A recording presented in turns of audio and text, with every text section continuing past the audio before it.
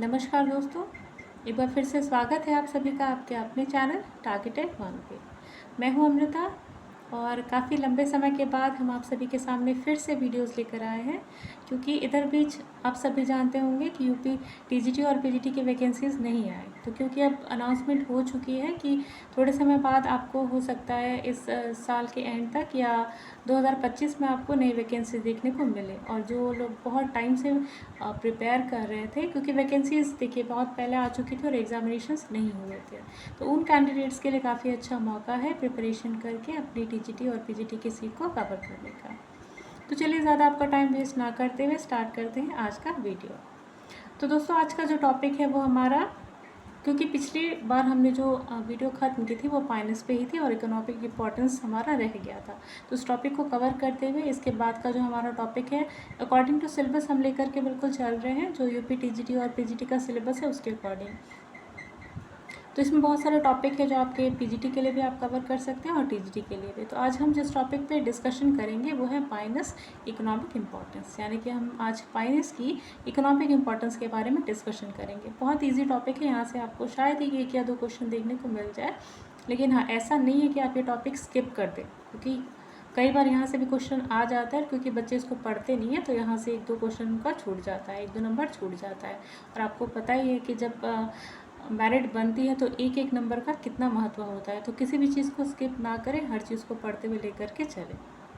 तो चलिए आज का टॉपिक स्टार्ट करते हैं, इकोनॉमिक इम्पोर्टेंस। तो इकोनॉमिक इम्पोर्टेंस में आपका आ जाता है कि फाइनेंस आपके लिए क्यों इम्पॉर्टेंट है और फाइनेंस का जो प्लांट है वो किस किस जगह पे यूज़फुल होता है। तो सबसे पहला है टिम्बर। टिम्बर मीन्स होता है, अगर फाइनेंस की जो वुड है वो फर्नीचर, कंस्ट्रक्शन या रेलवे स्लीपर में, जैसे आपको पता होगा जो कोच वगैरह बनता है, तो क्योंकि फाइनेंस की वुड जो होती है काफ़ी ज़्यादा स्ट्रॉन्ग होती है, तो for furniture making, railway sleeper जो बोगीज हैं that for that making and construction purposes के लिए जो फाइनेंस की वुड है वो यूज़ होती है। क्योंकि पाइनस की जो वुड होती है काफ़ी हैवी होती है और मतलब भारी भी होती है और काफ़ी स्ट्रॉन्ग भी होती है, ड्यूरेबल भी होती है। इसी वजह से इसके फर्नीचर्स बहुत ही ज़्यादा लंबे समय तक टिकते हैं। इसके अलावा रेलवे के स्लीपर्स भी आपने देखे होंगे। रेलवे का जो डिपार्टमेंट है उसके ज़्यादातर आपको जो डब्बे दिखेंगे वो रेलवे स्लीपर्स के वो पाइनस के ही बने हुए दिखेंगे, क्योंकि ये काफ़ी स्ट्रॉन्ग होती है और दीमक लगने के जो चांसेस है वो भी इसमें बहुत ही कम होते हैं। नेक्स्ट है पल्प और पेपर। तो अभी आपने देखा कि इकोनॉमिक इम्पोर्टेंस है फाइनेंस का टिम्बर के लिए, यानी कि फर्नीचर, कंस्ट्रक्शन और रेलवे स्लीपर्स के लिए।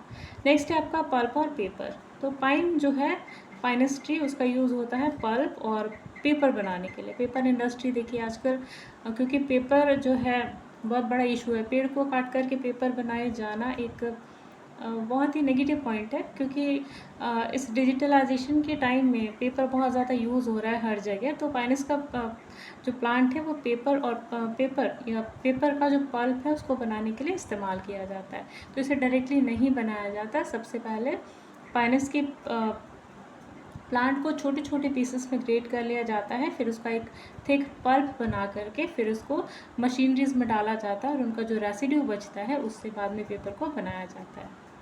तो ये हुआ आपका सेकेंड यूज़। नेक्स्ट है आपका रीजिन, ऑयल और टर्पेंटाइन बनाने के लिए पाइनस का यूज़ किया जाता है। तो पाइनस आपको पता है एक टर्पेंटाइन का बेस्ट सोर्स माना जाता है। इसके अलावा रीजिन जो कि पेंट में यूज़ होता है। आपसे कई बार क्वेश्चन पूछा जाता है, टीजीटी में भी कई बार पूछा जा चुका है कि रेजिन जो होता है वो किस में यूज़ होता है और कहाँ पाया जाता है।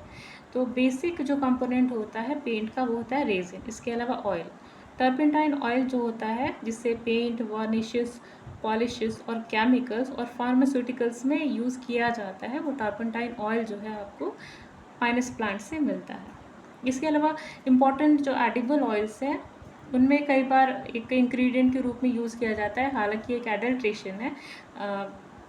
फूड इंडस्ट्री में इसको एज अ एडल्ट्रेंट यूज़ किया जाता है टर्पेंटाइन ऑयल को।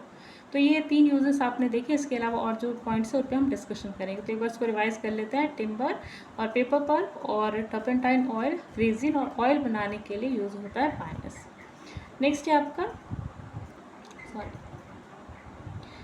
आपका naval stores. Naval stores means होता है लाइक सेल जो होता है नाव में, आप देखेंगे तो वहाँ जो स्टोर होता है वो आपका यूज़ होता है फाइनेंस की, उसमें यूज़ होता है आपका फाइनेंस का जो वुडी पोर्शन होता है, जो थिक पोर्शन होता है ट्रंक, उसको यूज़ किया जाता है। अगला है फूड के लिए। तो सभी को पता है कि पाइन, देखिए पाइन ऑयल जो है वो बहुत बार यूज़ किया जाता है मशीन्स में, बहुत लोग यूज़ करते हैं, और फूड में भी एज एन एडल्ट्रेंट यूज़ किया जाता है। तो यहाँ पे देखिए लिखा है सीड जो है पाइन की सीड यूज़ की जाती है। जैसे स्टोन पाइन्स होते हैं, ये एडिबल पार्ट होता है। ऐसे मेजर जो सीड होता है वो फूड सोर्स के रूप में यूज़ होता है for indigenous people. Indigenous means क्या होता है? स्वदेशी, जो आपके लोकल पीपल होते हैं। देखिए कई बार अफ्रीका की कोई ऐसी प्रजातियाँ होती हैं जहाँ पे आपको enormous amount of food available नहीं है, तो वहाँ पे पाइन्स का जो प्लांट है उसकी सीड्स बहुत ज़्यादा इंपॉर्टेंट रोल प्ले करती हैं एज अ फूड। अगला है एग्रो फॉरेस्ट्री। तो एग्रो फॉरेस्ट्री में पाइन जो है वो एक लीडिंग प्लांट के रूप में पाया जाता है, स्पेशली जो यूकेज है, यूके में पाया जाता है। इम्पॉर्टेंट इसका रोल था एग्रो फॉरेस्ट्री में।